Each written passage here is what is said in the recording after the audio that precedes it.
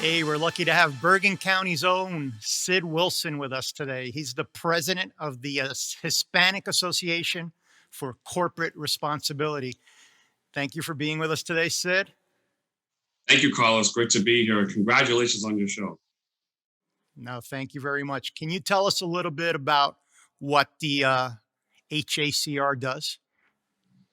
Sure. Well, the Hispanic Association on Corporate Responsibility, affectionately known as HACR, our mission is to advance Hispanic inclusion in corporate America.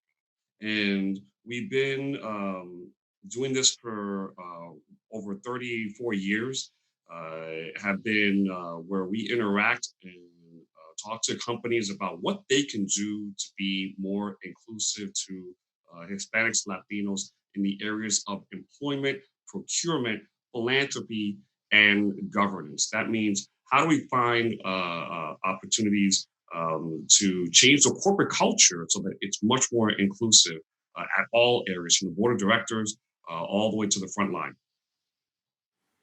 So here's a question for you. Do you find that Hispanic consumers are more likely to shop for goods and services if the company that they're shopping at has a board of directors and senior executives that look like them? The answer is yes, and here's the reason why. Number one is that in this digital age, it is very easy for consumers to research companies to see where they are in terms of not only their corporate social responsibility, but in terms of diversity and inclusion. It's becoming increasingly important for consumers to buy from companies that are connecting to their values, in this case, our Latino values.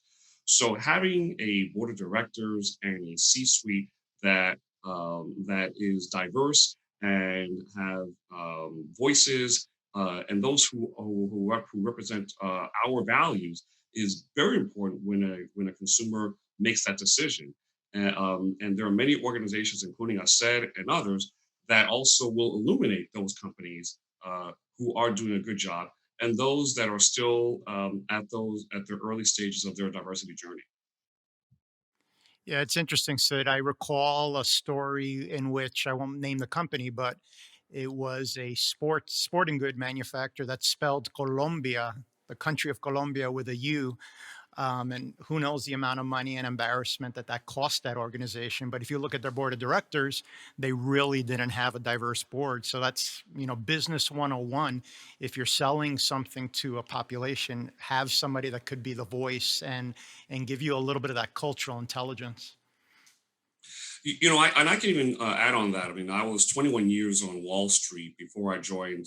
I said as president and CEO, and I had so many examples, more than I'll have time to share, of companies that actually lost value in their shares, who lost revenues, and in one case even lost their business because of the lack of diversity on their board of directors and in their C suite, because they made very poor decisions that they thought that they knew because they had an all white, all male board and C suite.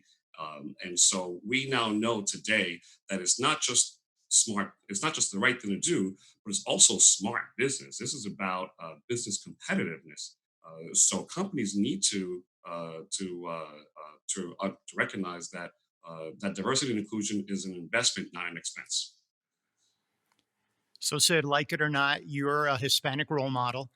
And I'm very curious. Can you tell me about your role model and something about your family's journey here to New Jersey? Well, my role model is my father, Dr. James Wilson. He came to the U.S. In the late 1950s. Being a Black Dominican during the Trujillo regime was often considered to be dangerous, almost deadly, because of the racism that happened during that dictatorship. But that didn't stop my father from seeking education and then coming to the U.S. and then raising us here and really instilled very strong core values on not only that that as we succeed, that we also give back. And that's why I adopted the belief that when you succeed, you give back. But when you give back, you succeed. And my father, unfortunately, passed away in April 2020 due to COVID-19. But his legacy lives on through myself, my siblings, my mother. I have a best-selling author sister, Adelcida Wilson. My brother, many of you know, is Magic Juan. Tell me, I know this has been a tumultuous year. Tell me, being an Afro Latino, what's your perspective of race relations in this country, and how have you personally interacted with folks? How have your day-to-day experiences changed in 2020? Well, what's happening this year is for an Afro Latino is what happens to us every day.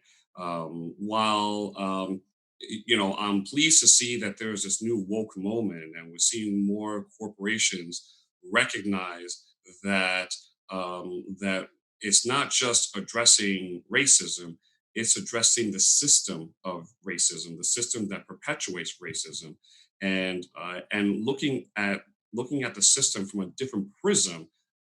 And this is causing companies to revisit, in some cases, make major changes, whether it's brand changes, name changes that have roots to racism. And so these are some things that we need to do, but there is still needs to address the issue of systemic racism in law enforcement, and that's a problem. And we know that the criminal justice system has been unfair to blacks and people of color, and so this is a time for us to really re-examine what our nation needs to do for a more equitable, more perfect union that is inclusive for all people, regardless of race, color, religion, creed, or gender, or sexual orientation. Very well said, Sid. Thank you for your time. Jersey proud to have you here, and we will have your brother and sister at a future date. Gracias. Gracias a ti. Felicidades.